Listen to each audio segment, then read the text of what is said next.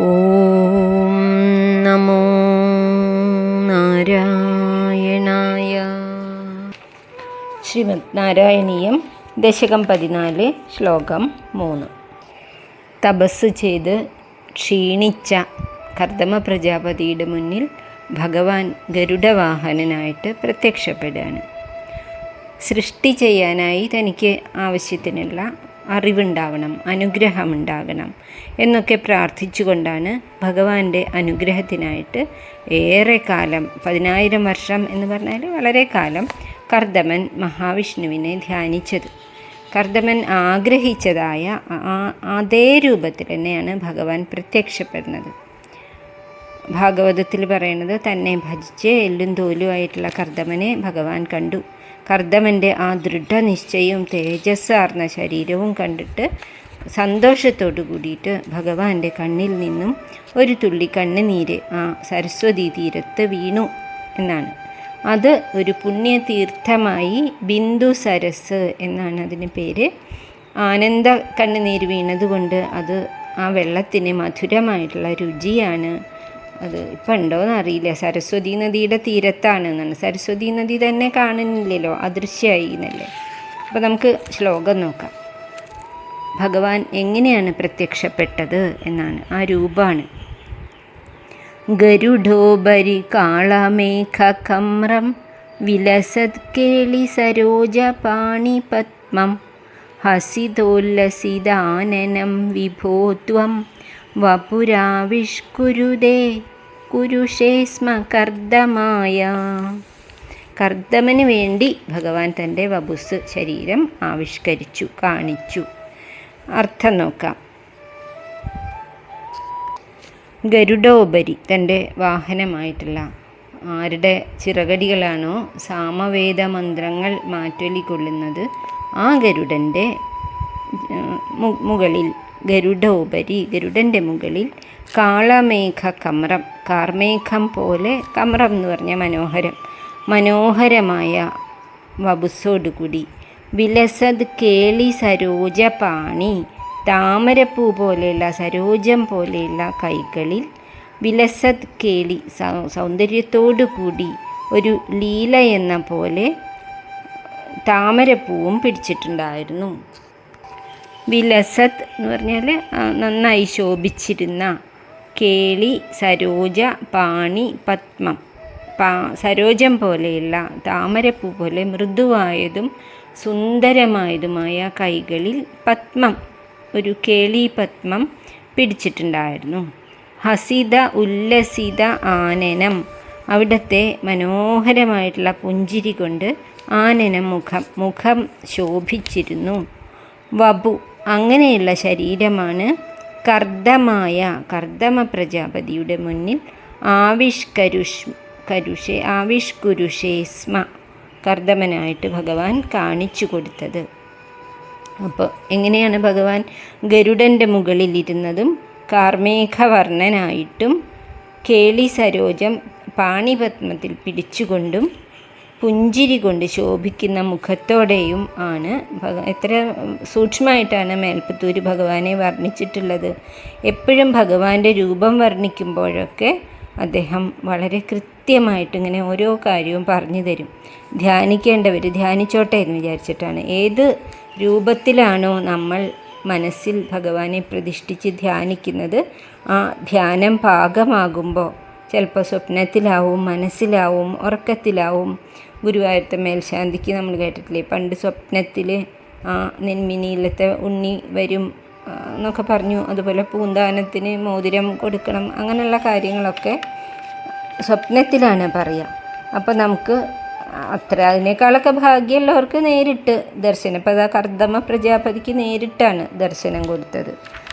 ഏതു രൂപത്തിൽ വേണമെങ്കിൽ നമുക്ക് ഭഗവാനെ സങ്കല്പിക്കാം.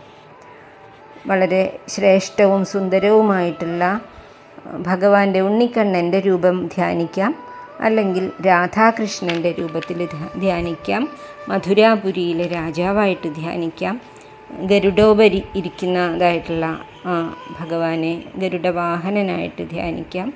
എങ്ങനെ വേണമെങ്കിലും, അല്ലെങ്കിൽ അവതാരങ്ങളായിട്ട് വരാഹരൂപമായിട്ടോ, അതും അല്ലെങ്കിൽ മറ്റ് ദേവന്മാരോ ദേവിമാരോ ഒക്കെ ആയിട്ട് ഭഗവത്ഗീതയിൽ പറയുന്നുണ്ട്. ഭക്തിയോടുകൂടി ആര് ധ്യാനിച്ചാലും ഏത് രൂപത്തിൽ ധ്യാനിച്ചാലും ഞാൻ തന്നെയാണ് അവർക്ക് അനുഗ്രഹങ്ങൾ നൽകുന്നത് എന്ന്.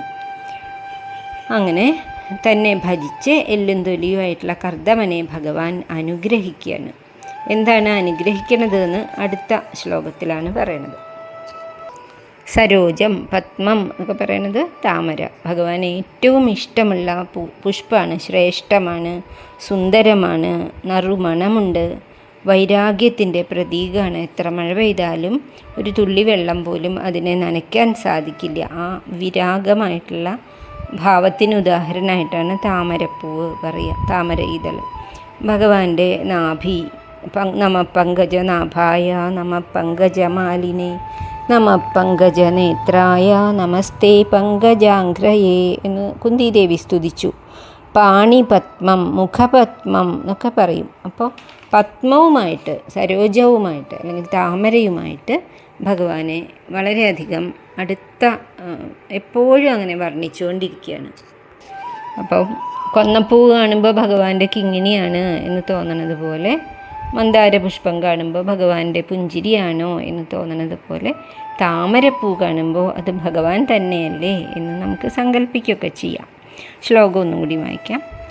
ഗരുഡോപരി കാളമേഘകമ്രം വിലസത്കേളി സരോജ പാണിപത്മം ഹസിതോല്ലസിതാനനം വിഭോത്വം വപുരാവിഷ്കുരുഷേ സ്മ കർദമായ. നാലാമത്തെ ശ്ലോകം കൂടി നോക്കാം. സന്തുഷ്ടനായിട്ടുള്ള ഭഗവാൻ കർദമനെ അനുഗ്രഹിക്കുന്നു. എന്താണോ കർദമ പ്രജാപതി മനസ്സിൽ ആഗ്രഹിച്ചത് അതിനെ കുറച്ചും കൂടി വ്യക്തമായിട്ട് ഭഗവാൻ പറഞ്ഞു കൊടുക്കുകയാണ്. എന്താണ് ഇനി ഭാവിയിൽ വരാൻ പോണ കാര്യം? സന്താന ഉൽപാദനമാണല്ലോ ലക്ഷ്യം.